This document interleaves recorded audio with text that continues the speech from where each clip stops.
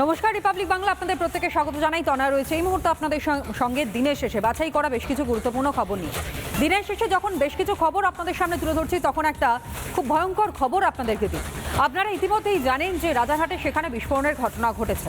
ভাড়া বাড়িতে সেখানে একটি টিফিন বক্সের মধ্যে বোমা মজুত করা ছিল এবং সেই বোমা ফেটেই ভয়ঙ্কর বিস্ফোরণের ঘটনাটি ঘটে। সর্বোপরি আপনাদেরকে এটাও জানাই যে যারা এই ঘটনার সঙ্গে যুক্ত ছিল সেই ব্যক্তিদের মধ্য থেকে মূল অভিযুক্ত যেই ভাড়াটে, সেই মোহাম্মদ শামীম, তাকে গ্রেফতার করা হয়েছে। কামারহাটি এলাকা থেকে তাকে গ্রেফতার করা হয়। কিন্তু যেই মুহূর্তে এই বিস্ফোরণের ঘটনাটি ঘটে, সেই মুহূর্তের সিসিটিভি ফুটেজ তার প্রকাশ্যে এসেছে। তার সামনে আসবার পরই কার্যত আতঙ্কের মধ্যে রয়েছেন এলাকার বাসিন্দারা।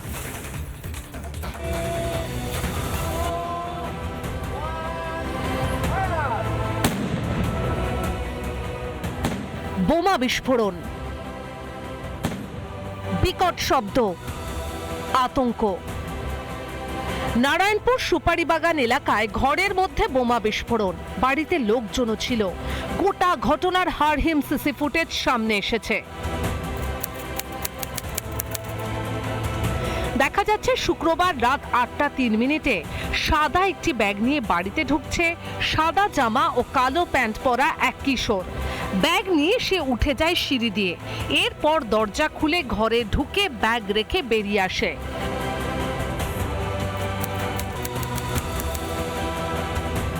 শুক্রবার রাত 8:05 নাগাদ ব্যাগ রেখে বাড়ি থেকে বেরিয়ে যায় কিশোর।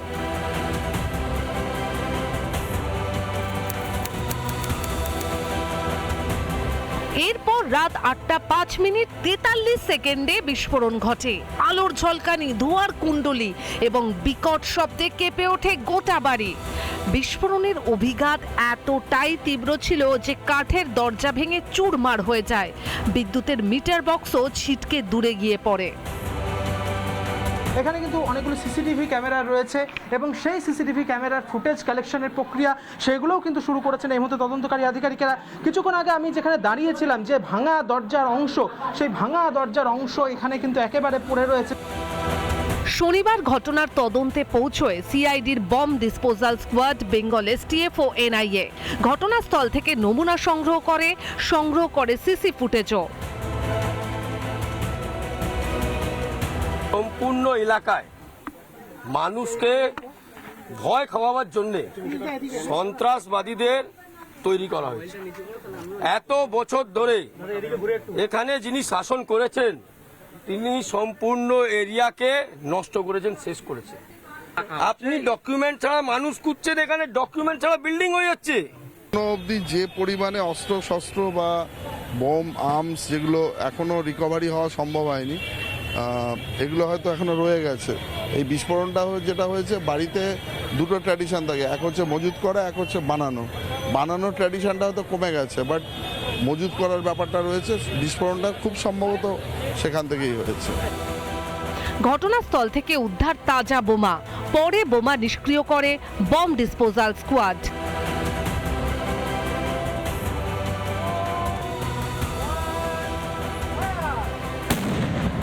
রিপাবলিক বাংলা। রাজারহাট বিস্ফোরণের ঘটনা নিঃসন্দেহে একটি ভয়ঙ্কর ঘটনা এবং এই ঘটনার সিসিটিভি ফুটেজ যা প্রকাশ্যে এসেছে তাও আপনাদের সামনে আমরা তুলে ধরেছি, এমনকি ইতিমধ্যে একজনকে গ্রেফতার করা হয়েছে, তাও আপনাদের সামনে রাখা। কিন্তু যেই ঘরে এই বিস্ফোরণের ঘটনা ঘটে সেখানে কি জাতীয় বিস্ফোরক মজুত করা হয়েছিল? বিস্ফোরণ স্থলে সেখানে তদন্তকারী আধিকারিকরা পৌঁছে যান এবং সেখানে যাওয়ার পর তারা দেখতে পান সেখানে দুটি সুতলি বোমাও রয়েছে। পরবর্তী সময় সেই সেগুলোকে নিষ্ক্রিয় করা হয়। বম্ব স্কোয়াডের আধিকারিকরা ঘটনাস্থলে পৌঁছন, পুলিশ আধিকারিক এবং একই সঙ্গে সিআইডি টিম এবং এসটিএফ ও এনআইএর আধিকারিকরাও তারাও সেখানে গিয়ে পৌঁছেছেন। গোটা পরিস্থিতি কোন দিকে রয়েছে, ষড়যন্ত্র কারা করেছিলেন এবং নাশকতার ছক কি ছিল তাদের, দেখুন।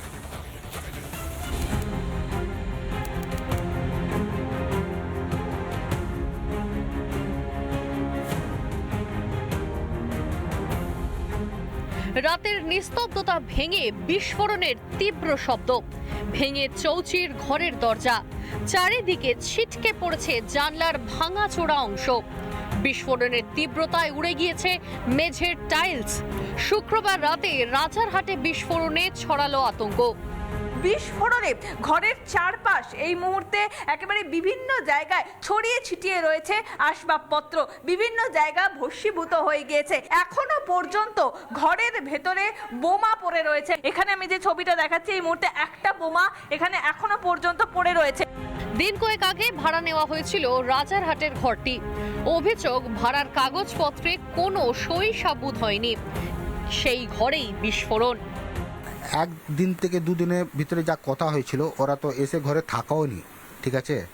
শুধু সাফ সুতরা করার কথা ছিল, ঘরটা সাফ সুতরা করার কথা, সোমবার দিন থেকে থাকার কথা ছিল। আকাশটা তো কিছু করা হয়নি, শুধু একটা ডকুমেন্টস আমাকে বিস্ফোরক নাকি রাখা ছিল ব্যাগে। খাবারের নাম করে নাবালকদের হাত দিয়ে ঘরে পাঠানো হয়েছিল সেই বিস্ফোরক ভর্তি ব্যাগ। 2 बच्चा लोग से एक तो बैग भेजा, बैग भेजने के बाद 5 से 7 मिनट हुआ, बम ब्लास्ट हो गया, पूरा वो घर बर्बाद हो गया। मेरा घर में ही पूरा ये हो गया। मेरा बच्चा रहता, मेरा हस्बैंड को चोट पड़ा, मेरा अगर बच्चा लोग रहता, अगर उसका जान को कुछ हो जाता तो क्या होता। ঘটনার তদন্ত শুরু করেছে সিআইডি। তদন্তে নেমেছে কেন্দ্রীয় তদন্তকারী সংস্থা এনআইএ। পুরোটাই আমরা বলছি, পুরোটাই তদন্ত চলছে। এই মুহূর্তে আমরা কোনো কিছু রিভিল করছি না।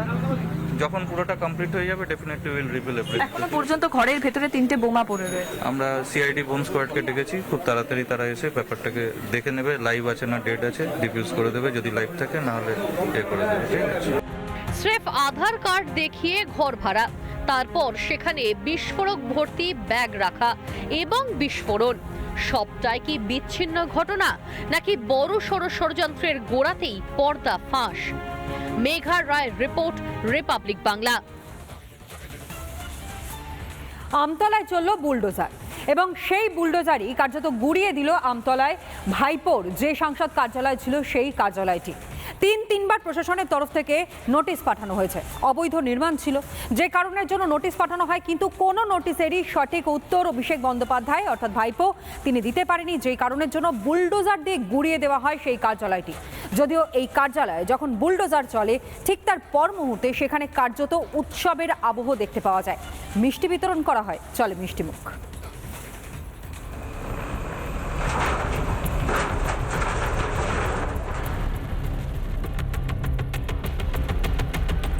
দমাদম হাতুড়ির ঘা,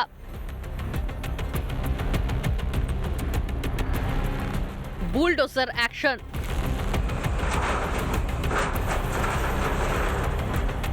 আমতলায় ভাইপো অভিষেক বন্দ্যোপাধ্যায়ের বেআইনি কার্যালয় এভাবেই ভেঙে গুঁড়িয়ে দেওয়া হলো।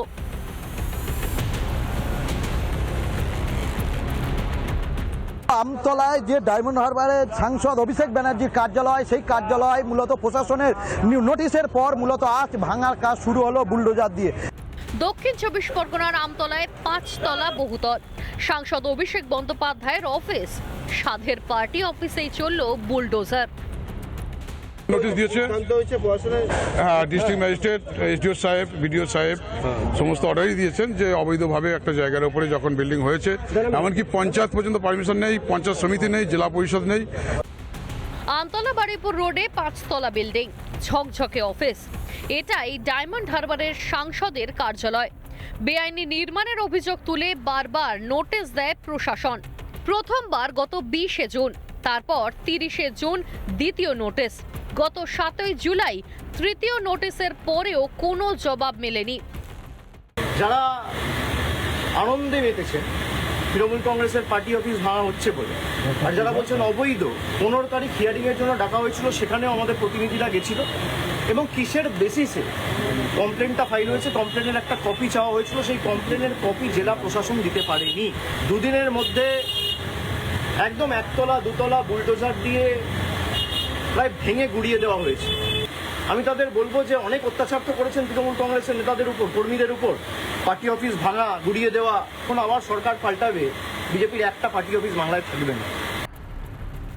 11 দিন পরে বুলডোজার অভিযান।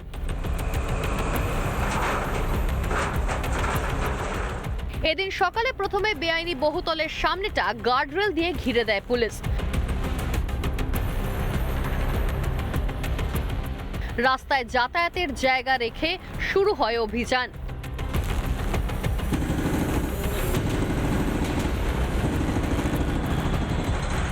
মাসখানেক আগে রাস্তা আটকে এই অফিসের কাজ হতো। ফুটপাত দখল করে রাখা ছিল অভিষেকের আমতলা অফিসের জেনারেটর। এদিন সেটাও সরিয়ে দেয় পুলিশ। এই যে ফুটপাতের ওপর কিন্তু যেভাবে বেআইনিভাবে জেনারেটর বসিয়ে রাখা হয়েছিল, দখল করা হয়েছিল, সাধারণ মানুষের যাতায়াতের সমস্যা হতো সাংসদ আসলে, এবং তাদের হ্যারাসমেন্টের বিভিন্নভাবে শিকার হতে হলো। আজ যখন সকাল থেকে এই যে সাংসদ কার্যালয় ভাঙার কাজ শুরু হয়েছে, তারা কিন্তু অত্যন্ত আনন্দিত। আজকে মনে হচ্ছে আমরা খোলা মুক্ত হাওয়ায় যেন দাঁড়িয়ে আছি, কারণ এখানে অবৈধ সন্তানদের জন্ম তো জাহাঙ্গীর ঔরঙ্গজেব শাহজাহানের মতো মানুষের। আর এই অভিষেক ব্যানার্জির যত কয়লা চুরির টাকা, যত গরু চুরির টাকা এখান থেকেই পাচার হতো।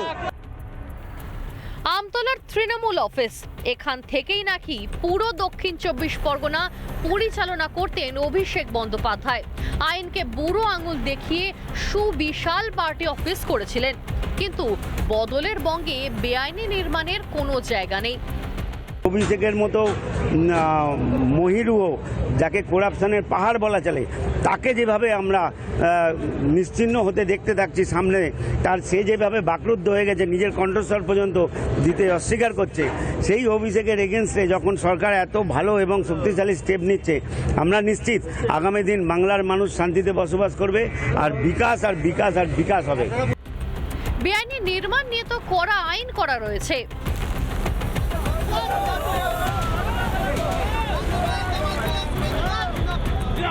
আমি তো জানতাম ভাঙা হবেই। সমস্ত লোকেরা দেখছেন না, লোকে স্বতঃস্ফূর্তভাবে লোকের মনে খুশি মনে রয়েছে। অভিষেক ব্যানার্জি একটা আমাদের এখানকার অভিশাপ, সে অবৈধ এমপির অবৈধ অফিস ভাঙা হচ্ছে, এর মধ্যে আশ্চর্য কিছু নেই আমাদের কাছে, কিন্তু লোকে আনন্দিত। অভিষেক বন্দ্যোপাধ্যায়ের আমতলার অফিস থেকে বেশ কিছু জিনিস বাজেয়াপ্ত করে প্রশাসন। রিপাবলিক বাংলা। আমতলায় অভিষেক বন্দ্যোপাধ্যায় যে কার্যালয় রয়েছে তাতে তো বুলডোজার চলল, কিন্তু এবার তালুকে অভিষেক বন্দ্যোপাধ্যায়ের সাথের যে শান্তিনিকেতনের বাড়ি রয়েছে সেখানেও বুলডোজার চলবে। কলকাতা পুরসভার পক্ষ থেকে বেশ কয়েকবার নোটিশ পাঠানো হয়। পুরকর্মীরা তারা যান, নোটিশে ধরিয়ে আসেন, কিন্তু তারপরেও কোনো রকমের কোনো পদক্ষেপ নিতে অন্ততপক্ষে অভিষেক বন্দ্যোপাধ্যায়কে দেখা যায়নি। বাড়িতে যে অবৈধ নির্মাণ রয়েছে সেই অবৈধ নির্মাণ তাহলে কি এবার পুরসভার তরফ থেকে বুলডোজার পাঠিয়ে ভাঙিয়ে দেওয়া হবে? সেটাই কি এবার হতে চলেছে? শান্তিনিকেতন বীরভূমের বোলপুরে নয়, দক্ষিণ কলকাতার হরিশ মুখার্জি রোডে। 188A হরিশ মুখার্জি রোড, পেল্লাই বাড়ি, ভাইপোর সাধের শান্তিনিকেতন। অভিষেক বন্দ্যোপাধ্যায়ের এই বাড়িতেই বেআইনি নির্মাণের অভিযোগ। মাস দুয়েক আগে নোটিশও দেয় কলকাতা পুরসভা। এই মুহূর্তে আমি দাঁড়িয়ে রয়েছে অভিষেক বন্দ্যোপাধ্যায়ের যে বাড়ি 188A শান্তিনিকেতনের ঠিক সামনে। আপনাদের মনে থাকবে কিছুদিন আগে কলকাতা পুরসভার তরফ থেকেও কিন্তু এই বাড়িতেও গিয়েছিল নোটিশ। এই বাড়িতে বেশ কিছু অবৈধ অংশ রয়েছে, লিফট, এলিভেটর, এই সমস্ত কিছু রয়েছে কিনা এই সমস্ত বিষয় নিয়েই নোটিশ দেওয়া হয়েছিল কলকাতা পুরসভার তরফ থেকে। বুলডোজার পাঠিয়ে দিয়েছিল অভিষেক ব্যানার্জি এবং তার তৃণমূলের সরকার আমার বাড়ি ভাঙবার জন্য। আমার রাজ্যের মুখ্যমন্ত্রীর কাছে ক্ষোভ এবং প্রশ্ন, শুধু পার্টি অফিস কেন, যে হরিশ চ্যাটার্জি স্ট্রিটে 2-3টে ওর বেআইনি বাড়ি আছে ওগুলো কবে ভাঙবেন? যেগুলো সব বেআইনি নির্মাণ আছে সব ভেঙে দিতে হবে, একটাও রাখা যাবে না। শনিবার অভিষেকের আমতলার অফিসে বুলডোজার চালালো প্রশাসন। গুড়িয়ে দেওয়া হয় ডায়মন্ড হারবারের সাংসদের সাধের অফিস। অভিযোগ, আমতলায় আইনকে বুড়ো আঙুল দেখিয়ে পার্টি অফিস করেছিলেন ভাইপো। একই অভিযোগ তো শান্তিনিকেতনেও। সেখানেও কি বুলডোজার চলবে, নাকি তা রুখতে পারবেন অভিষেক? এ নিয়ে প্রতিক্রিয়া পেতে তাঁর পটুয়াপাড়ার বাড়িতে যায় রিপাবলিক বাংলা। বারবার ডেকেও কোনো জবাব মেলেনি। দাদা, অভিষেক বন্দ্যোপাধ্যায় কি আছেন বাড়িতে? অভিষেক বন্দ্যোপাধ্যায় কি বাড়িতে আছেন? লুকিয়ে বেড়াচ্ছে, মুখ দেখাতে ভয় পাচ্ছে, দেখছেন না? গলার কণ্ঠস্বর দিতে চাইছিল না, তারপরে কোর্ট ধরেছে চেপে, তখন কণ্ঠস্বর দিয়েছে। আমতলায় যে অফিস ছিল সেই অফিস কিন্তু বুলডোজার দিয়ে ভেঙে দিয়েছে, প্রশাসনের তরফে ভেঙে দেওয়া হয়েছে। এবার শান্তিনিকেতন বা অন্যান্য সম্পত্তির ক্ষেত্রে কি ব্যবস্থা নেওয়া হয় সেদিকে অবশ্যই নজর থাকবে আমাদের। ক্যামেরা অতুল নাগের সঙ্গে রুমকিদের, রিপাবলিক বাংলা, কলকাতা। তৃণমূল যেন বালির বাঁধ, ক্রমশ ফাটল চওড়া হচ্ছে। একদিকে তৃণমূলের যখন এইরকম ভরাডুবি অবস্থা, তখন আলটিমেটাম দিচ্ছেন আবার কল্যাণ বন্দ্যোপাধ্যায়, তৃণমূল কংগ্রেসের সাংসদ। এবং সেই কল্যাণ বন্দ্যোপাধ্যায়ের আলটিমেটাম পাওয়ার পরও কার্যত ফাঁপা বুলি আওড়াতে শোনা যাচ্ছে। এখনো পর্যন্ত সেই ঔদ্ধত্য থেকে সরে আসতে পারছেন না ভাইপো অভিষেক বন্দ্যোপাধ্যায়। তাহলে পরিস্থিতি কোন দিকে যাচ্ছে? ইকুয়েশন বাই কি বলছে শুনুন। মমতাজিকে আমি একটি কথা বলে দিই, যদি এদের কাউকে আবার ফিরিয়ে নেন না, তাহলে আমি কিন্তু ছেড়ে দিয়ে চলে যাবো।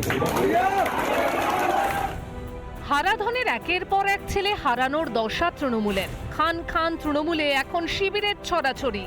21শে জুলাইয়ের আগে এবার মমতা বন্দ্যোপাধ্যায়কে আলটিমেটাম কল্যাণ বন্দ্যোপাধ্যায়। যে যেখানে গেছে যাক, এখন আমি আর কাউকে দোষ দিই না, যার যা মনে নিচ্ছে সেটাই করুন। কিন্তু মমতাজিকে আমি একটি কথা বলে দিই, যদি এদের কাউকে আবার ফিরিয়ে নেন না, তাহলে আমি কিন্তু ছেড়ে দিয়ে চলে যাবো।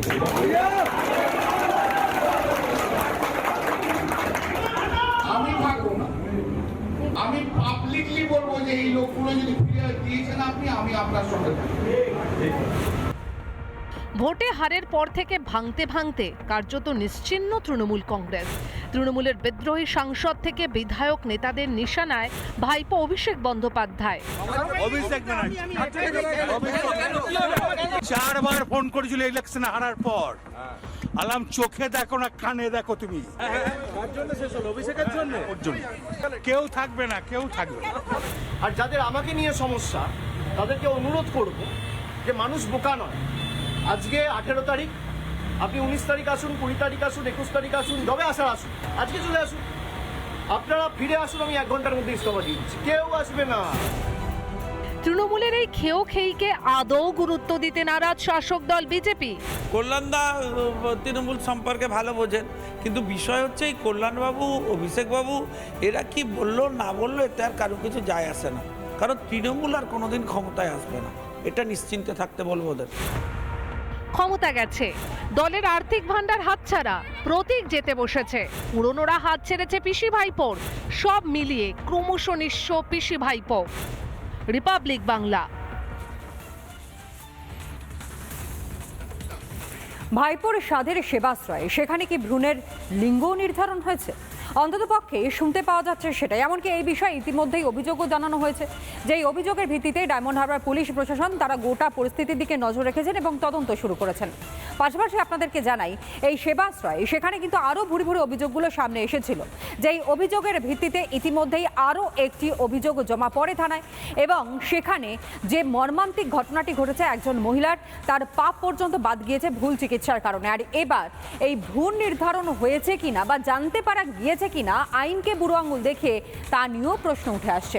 এমনকি কোনো স্বাস্থ্যকেন্দ্রে সেখানে ইউএসজি মেশিন সেটা কি বসানো যেতে পারে, তা নিয়েও প্রশ্ন উঠছে।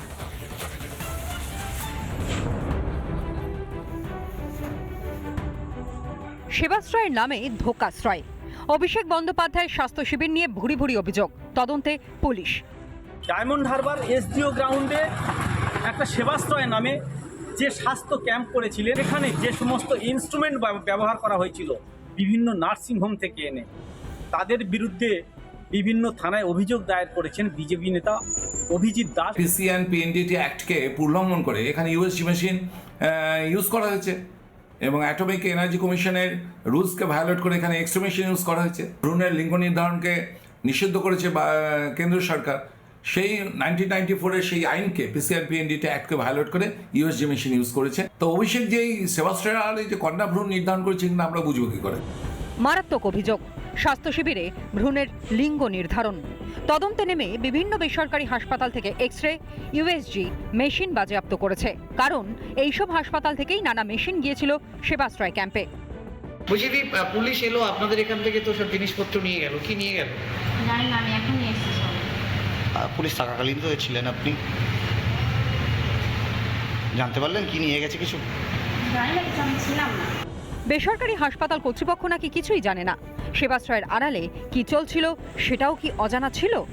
সেবাশ্রয়ের নামে টাকা তোলা হতো, ওটা ছিল টাকা তুলে ওখানে পার্কিং করার আশ্রয়।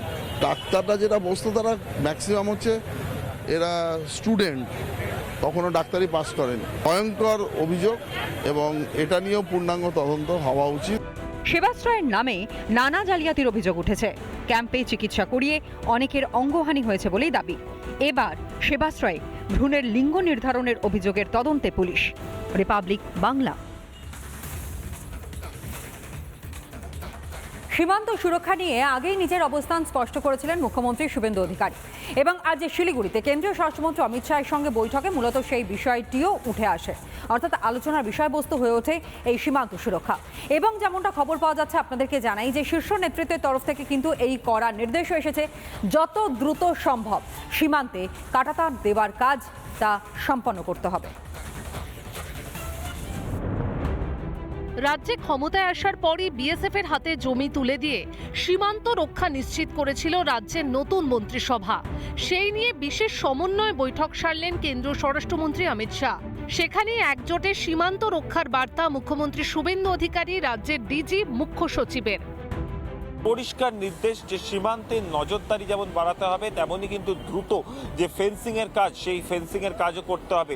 কোথায় কোথায় জমি নিয়ে কি সমস্যা রয়েছে বা কোথায় কত জমির দরকার তা কিন্তু আজ পিপিটি প্রেজেন্টেশনের মাধ্যমে জেলা আধিকারিকদের সামনে তুলে ধরে বিএসএফ। প্রতিটি সীমান্তবর্তী এলাকার ডিএমএসপিদের সামনে কিন্তু তাদের রুটম্যাপ তুলে ধরা হয়। প্রয়োজনে আরও আধুনিক যন্ত্র নিয়ে এসে কাঁটাতার দেওয়ার কাজ শেষ করতে হবে। সংবেদনশীল জায়গায় দরকারে ত্রিস্তরীয় কাঁটাতার। সীমান্তবর্তী কোন কোন জেলায় কত জমি প্রয়োজন তাও জানানো হয়েছে ডিএমএসপিদের। সব থেকে গুরুত্বপূর্ণ হচ্ছে ভারতবর্ষের 140 কোটি মানুষের সুরক্ষা, আজকে রাজ্যের মানুষের সুরক্ষা। কিন্তু অদ্ভুতভাবে আগেই সরকার তারা এই সুরক্ষা নিয়ে ছিনিমিনি খেলেছে। বারবার সুপ্রিম কোর্ট বলেছে আপনারা জমি দিন বিএসএফকে জমি দিন, বেড়া বানাতে হবে, ওই দিক থেকে রোহিঙ্গারা ঢুকছে, টেররিস্টরা ঢুকছে, পাত্তাই দেয়নি। উত্তর পূর্বে নিরাপত্তার অত্যন্ত গুরুত্বপূর্ণ অংশ চিকেন স্নেক। সূত্রের খবর, স্বরাষ্ট্রমন্ত্রীর সঙ্গে বৈঠকে সেখানে নিরাপত্তার জন্য অতিরিক্ত জমি চেয়েছে এসএসবি। পরিকাঠামো উন্নয়নের জন্য 7টি হাইওয়ে জাতীয় সড়ক কর্তৃপক্ষকে দেওয়ার সিদ্ধান্ত হয়েছে। আলোচনা হয়েছে সেনা ছাউনির সংখ্যা নিয়েও। জমায়েত সরাতে ও জনসংযোগ বাড়াতে একসঙ্গে কাজ করবে সেনা ও পুলিশ। আজকে চিকেন নেক বলুন কি আমাদের বর্ডার বলুন, সেগুলো অত্যন্ত গুরুত্বপূর্ণ, শুধু রাজ্যের জন্য না, সারা ভারতবর্ষের জন্য। শুধু নিজের সুরক্ষা, নিজের মানুষের সুরক্ষা নিজেদেরই ব্যবস্থা করতে হবে। নবান্নে বৈঠক সারার পাশাপাশি শিলিগুড়ির ফুলবাড়িতে ভারত বাংলাদেশ সীমান্ত পরিদর্শন করেন কেন্দ্রীয় স্বরাষ্ট্রমন্ত্রী। সঙ্গী ছিলেন মুখ্যমন্ত্রী। অত্যাধুনিক নজরদারি ব্যবস্থার সাথে সাথে যে সমস্ত উপদ্রুত এলাকা রয়েছে সেখানে যাতে ত্রিস্তরীয় ফেন্সিং করা হয়, সেই সমস্ত বিষয়ে কিন্তু নির্দেশ আজ স্বরাষ্ট্র মন্ত্রকের দপ্তর থেকে বিএসএফ এবং সমস্ত যারা প্রশাসনিক মহল রয়েছে তাদেরকে কিন্তু দেওয়া হলো। ক্যামেরায় সোমনাথ পালের সঙ্গে অর্ণব মজুমদারের রিপোর্ট, রিপাবলিক বাংলা, শিলিগুড়ি। হাওড়ার সাকরাইলে হবে দই কারখানা। প্রায় 650 কোটি টাকার বিনিয়োগ করতে চলেছে আমুল, যার শিলান্যাস আগামীকাল করবেন কেন্দ্রীয় স্বরাষ্ট্রমন্ত্রী অমিত শাহ। রাজ্যে পালাবদলের পর থেকে যেভাবে শিল্পে জোয়ার আসতে শুরু করে দিয়েছে রাজ্যের মানুষ তাতে খুশি। এমনকি তারা পরিষ্কার করে বলছেন উন্নতি এবার শুরু হয়ে গিয়েছে এই বাংলায়।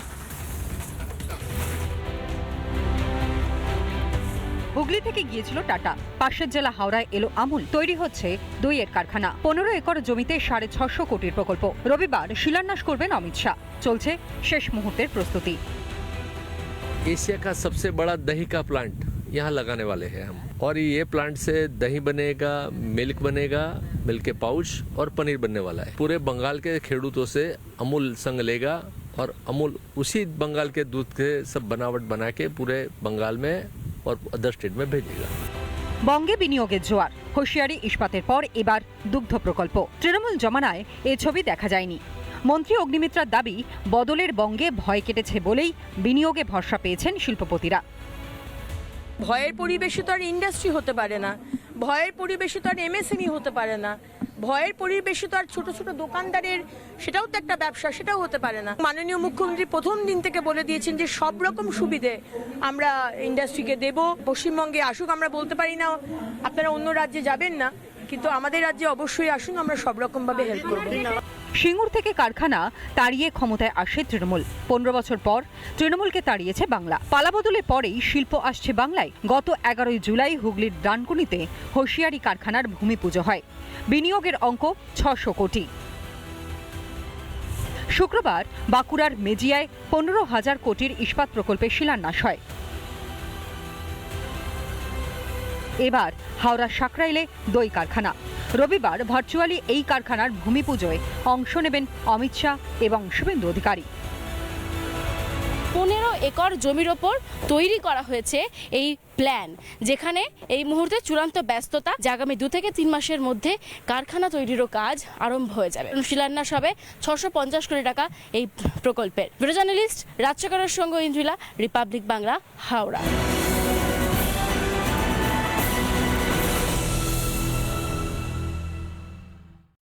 নানা ধরনের কন্টেন্ট দেখার জন্য লাইক করুন, শেয়ার করুন আমাদের ফেসবুক পেজ, সাবস্ক্রাইব করুন আমাদের ইউটিউব চ্যানেল। পাশাপাশি অন্যান্য ব্রেকিং নিউজের জন্য অবশ্যই চোখ রাখুন রিপাবলিক বাংলায়।